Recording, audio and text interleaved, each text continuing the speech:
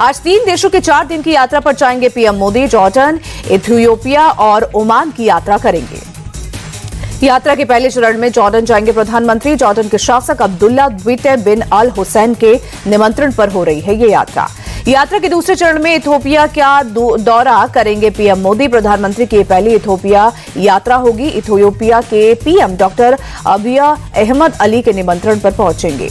यात्रा के अंतिम चरण में पीएम मोदी ओमान जाएंगे। ये उनकी दूसरी ओमान यात्रा होगी। वहां के सुल्तान हैतम बिन तारिक ने दिया है निमंत्रण। बीजेपी के राष्ट्रीय कार्यकारी अध्यक्ष नितिन नवीन आज पटना से दिल्ली पहुंचेंगे। पीएम मोदी से कर सकते हैं मुलाकात। दिल्ली पहुंचने पर बीजेपी कार्यकर्ता नवीन का एयरपोर्ट पर करेंगे ग्रैंड वेलकम। सुबह 11 बजे बीजेपी मुख्यालय पहुंचेंगे नितिन नवीन। बीजेपी के राष्ट्रीय कार्यकारी अध्यक्ष बने। बिहार सरकार में मंत्री है नितिन नवीन। बीजेपी के राष्ट्रीय कार्यकारी अध्यक्ष बनाए जाने पर नितिन नवीन ने कहा, यह पार्टी कार्यकर्ताओं की कड़ी मेहनत का नतीजा है। पार्टी की उम्मीदों पर खरा उतरने की कोशिश करूंगा। पटना में बीजेपी दफ्तर में जश्न का माहौल। बड़ी जिम्मेदारी मिलने पर नितिन नवीन का भव्य स्वागत। बिहार की बांकीपुर विधानसभा सीट से विधायक है नितिन नवीन। 5 बार विधायक रह चुके हैं। बिहार के कायस्थ समाज से आते हैं नितिन नवीन। प्रधानमंत्री मोदी ने दी नितिन नवीन को बधाई। एक्सपोज पर लिखा, नितिन नवीन के पास संगठन का लंबा अनुभव, युवा और मेहनती नेता है नितिन। बीजेपी के राष्ट्रीय अध्यक्ष जेपी नड्डा ने नितिन नवीन को दी बधाई। बोले, आपके नेतृत्व में संगठन नए आयाम स्थापित करेगा। आपके सफल कार्यकाल के शुभकामनाएं हैं।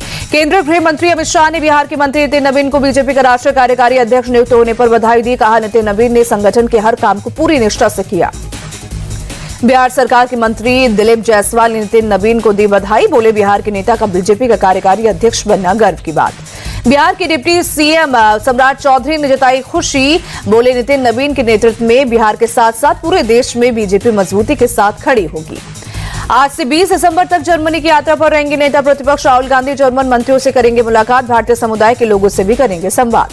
दिल्ली के रामलीला मैदान में कांग्रेस की वोट चोरी गद्दी छोड़ रैली। कांग्रेस सांसद राहुल गांधी ने बीजेपी पर कसा तंज। बोले, हम सच के साथ खड़े होकर मोदी, शाह और आरएसएस की सरकार को सत्ता से हटाएंगे। राहुल गांधी का गंभीर आरोप। बोले, सत्ता का गलत इस्तेमाल कर रही है बीजेपी। वो वोट चोरी करते हैं और चुनाव के वक्त वोटर्स को 10-10 हजार रुपए देते हैं। राहुल गांधी ने कहा, कांग्रेस सच्चाई की लड़ाई लड़ रही है और इस लड़ाई में चुनाव आयोग बीजेपी का साथ दे रहा है। जनता इसे बर्दाश्त नहीं करेगी। रामलीला मैदान की रैली से प्रियंका गांधी ने भी सरकार पर उठाए सवाल। कहा, एसआईआर पर बहस से घबराकर मोदी सरकार ने वंदे मातरम पर बहस की। प्रियंका गांधी ने कहा, वंदे मातरम हमारी आत्मा में बसा है, जिस पर बहस की कोई जरूरत नहीं थी। मोदी सरकार को बेरोजगारी, महंगाई, पेपर लीक, इन सभी मुद्दों पर चर्चा करने की हिम्मत नहीं। कांग्रेस की वोट चोर गद्दी छोड़ रैली में महिला कार्यकर्ताओं ने सीईसी ज्ञानेश कुमार के खिलाफ किया प्रदर्शन। बीजेपी के साथ सांठगांठ का लगाया आरोप। कांग्रेस अध्यक्ष खड़गे ने महाराष्ट्र और हरियाणा को वोट चोरी की सरकार बताया। कहा, बीजेपी वोट चोरी कर सत्ता में आई। कांग्रेस नेता सचिन पायलट ने कहा, एसआईआर को लेकर चुनाव आयोग ने जो रवैया अपनाया है वो बहुत दुर्भाग्यपूर्ण है। कांग्रेस नेता हरीश रावत का बीजेपी पर आरोप। घुसपैठियों के नाम पर बीजेपी ने सत्ता में घुसपैठ करने का काम किया। लोकसभा और राज्यसभा में आज मच सकता है हंगामा। पीएम मोदी को कांग्रेस की रैली में अपशब्द बोलने पर हो सकता है हंगामा। बीजेपी सांसद सुधांशु त्रिवेदी का बयान। कांग्रेस अब मुस्लिम लीग माओवादी एजेंडे पर चल रही है। अपने इस मंच से अराजकता फैलाने का काम कर रही है।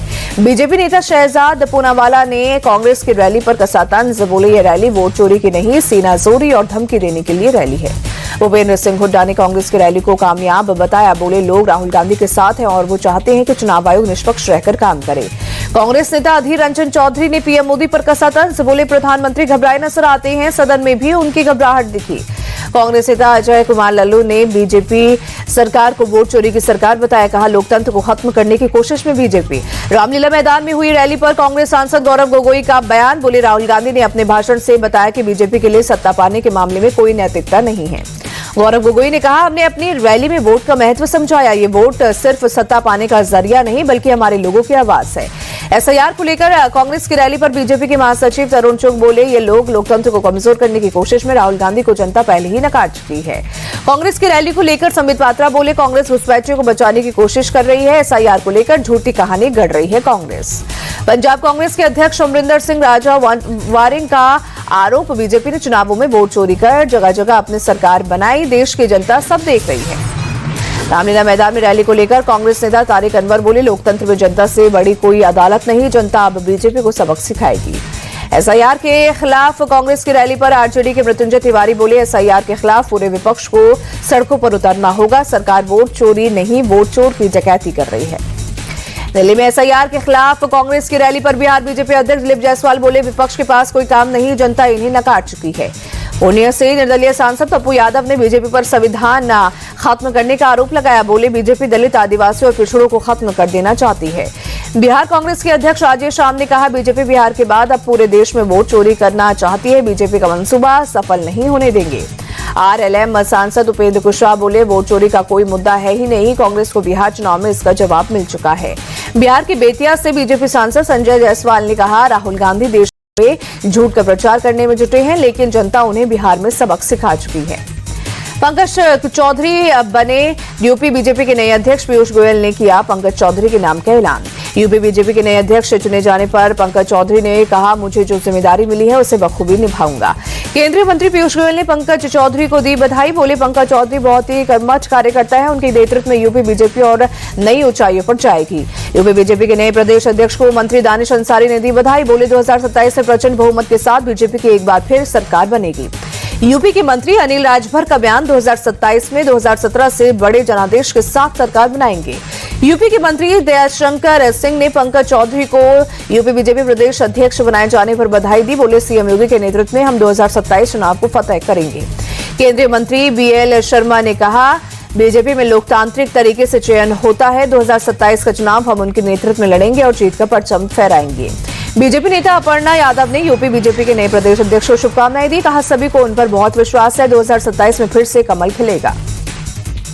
उत्तराखंड के सीएम पुष्कर सिंह धामी की आंध्र प्रदेश में जनसभा। मदनपल्ली में पूर्व पीएम अटल बिहारी वाजपेयी की प्रतिमा का अनावरण किया। अटल जी के योगदान को किया याद। एसआईआर के खिलाफ दिल्ली में कांग्रेस की रैली पर सीएम धामी ने कहा, तंज से बोले, कांग्रेस इस वक्त मुद्दा विहीन है, देश की जनता ने उनके मुद्दों को नकार दिया है।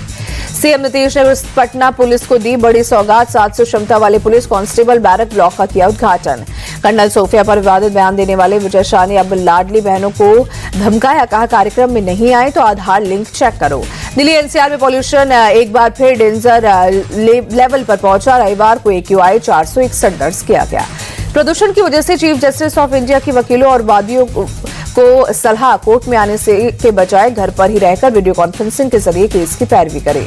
गौतम बुद्ध नगर के सभी स्कूलों में प्री नर्सरी से लेकर कक्षा 5 तक की क्लासेस पूरी तरह से ऑनलाइन चलेंगी। कक्षा 6 से 9वीं और 11वीं की पढ़ाई हाइब्रिड मोड में होंगी। कांग्रेस नेता अलका लांबा ने प्रदूषण पर दिल्ली की रेखा सरकार को घेरा। कहा, सत्ता में आते ही उठाने चाहिए थे पुख्ता कदम। हर बार इसी समय दिल्ली गैस चैम्बर में तब्दील हो जाती है। यूपी के काकोरी में चला प्रशासन का बुलडोजर। 100 बीघे की 11 अवैध प्लॉटिंग ध्वस्त। बरेली में ताहिर अली ने बेटी के निकाह में हिंदू समाज को दी दावत। खफा हुए मौलाना, जारी किया फतवा। पुलिस कमिश्नरेट गौतम बुद्ध नगर की बड़ी कामयाबी। थाना फेज 2 पुलिस ने ई-स्कूटी लीज स्कीम के नाम पर धोखाधड़ी करने वाले गिरोह का भांडाफोड़ किया।